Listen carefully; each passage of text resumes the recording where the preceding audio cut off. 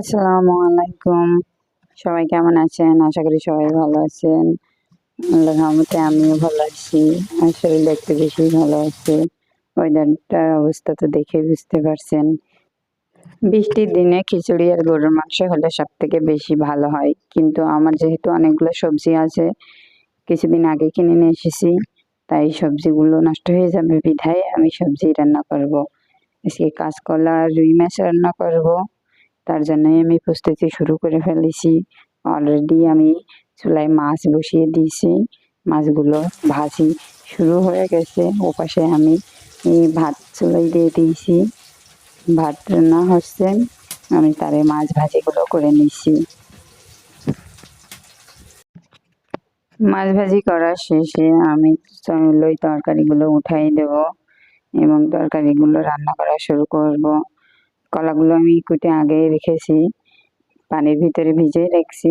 কলা গুলো এবার মাছ ধুয়ে উঠিয়ে নিয়ে, যখন সংসারটা আপনার নিজের হাতে তখন আপনার যখন যেটা মনে হবে আপনি কিন্তু মন অনুযায়ী করতে পারবেন। আর যখন আপনার সংসারের দায়িত্ব অন্য কারো ঘাড়ে থাকবে, অন্য কেউ সেই জায়গায় অধিকার ফলাবে, তখন কিন্তু আপনি যা ইচ্ছা তাই করতে পারবেন না। সবার মতের প্রাধান্য নেওয়া লাগবে। যেহেতু আমার সংসারে আমি একা, সেহেতু আমার যখন যেটা মন আমি সেটাই করতে পারি। আমি অলরেডি তরকারিটা বসাই দিয়েছি, দিয়ে আমি তরকারি রান্না করার প্রস্তুতিও নিয়ে ফেলাইছি। আলহামদুলিল্লাহ। জানি না আমি ভয়েসটা কত সুন্দর করে দিতে পারছি। আমি বেশি একটা ভালো করে ভয়েস দিতে পারিও না, আপনারা এটা স্কিপ করবেন।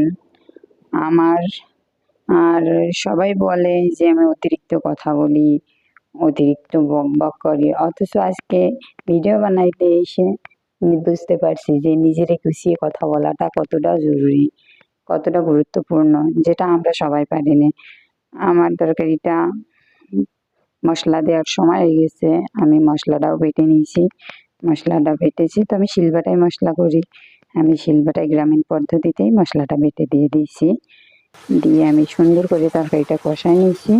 নেওয়ার পরে আমি ঝোলের পানি দেবো, দিয়ে মাছগুলো উঠিয়ে দিয়ে আমি রান্নাটা শেষ করে ফেলাবো। রান্না শেষ করার আগে আমি পেঁয়াজ আর জিরে ভাজা নিয়ে সেই বোরহানি বাটাটা ও লাগানোর আগে দিয়ে দেবো, এটা ফ্লেভারের জন্য। তবে সত্যি বলতে বোরহানি বাটাটা তরকারিতে দেওয়ার পরে স্বাদটা দ্বিগুণ বেশি বেড়ে গেছে। তবে মনে হয় মাছের তরকারিতে এইভাবেই লাস্টের ফোড়নটা দেওয়া ভালো। আমি এর আগে এইভাবে দিতাম না, কাঁচা জিরে আর পেঁয়াজ বেটে দিতাম। যেহেতু আমি ভেজে দিয়েছি আজকের টেস্টটা একটু ডাবল হয়েছে। আর মনে করছি এবার থেকে এইভাবেই ভেজে তারপরে বেটে তরকারি থেকে দেবো। তরকারিটা আমার অলমোস্ট রেডি প্রায়। আমি এবার আর কিছুক্ষণ পরেই নামিয়ে নেব। এরই ভিতরে আমার ভাতটা হয়ে গেছে, আমি ভাতটা ফ্যান ঝরাইতে দিয়েছি। এর ভিতরে শুনলাম আমার গাছের কাঁঠালটা পেকে গেছে, তাই সবাই মিলে কাঁঠাল ভাঙে খাওয়াও শুরু করছি। এর ভিতরে আমি কাঁঠালটা নিজে হাতে করেই ভাঙছি। ভাঙার পরে আমি সহ সবাই এই খেতে দিছি। কাঁঠালটা অনেক ভালো ছিল। আমার কাঁঠাল খাওয়া শেষ, আমি রান্নাঘর থেকে গুছিয়ে এবার উঠে পড়বো। যেহেতু সব কাজ হয়ে গেছে, আমি দুধটাও জাল দিয়ে রাখছি, বিকালে আমি দুধটা খাই। আর এই জন্য আমি দুধটাও জাল দিয়ে রেখে সব কিছু রেডি করে এখান থেকে গুছিয়ে উঠে পড়বো। এবার আজকের ব্লগটা এই পর্যন্তই শেষ করছি। যদি আপনাদের ভালো লেগে থাকে তো সবাই লাইক সাবস্ক্রাইব করবেন। আর আমি তো নতুন, তাই সবাই আমার জন্য দোয়া। সবাই ভালো থাকবেন, সুস্থ থাকবেন, আমার জন্যও দোয়া করবেন। আল্লাহ হাফেজ।